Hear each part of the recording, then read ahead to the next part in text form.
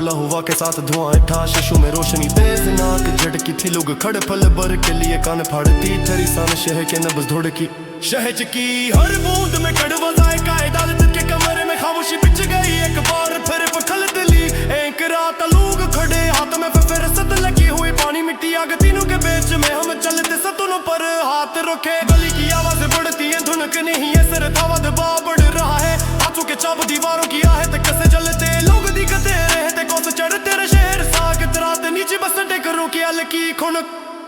कोई वादा नहीं कोई हल नहीं, सरफ सरेरा के चेख और एक राख का टुकड़ा चमकती करसी नहीं, सरफ हाथों में मिट्टी सांसी तेज कदम बढ़ते, गली के कोने में मिट्टी गीली, दिन की खुशबू और बिजली की कड़क, रोड के किनारे टे पाँव के चाप, कोयले के हल्की सी सुख।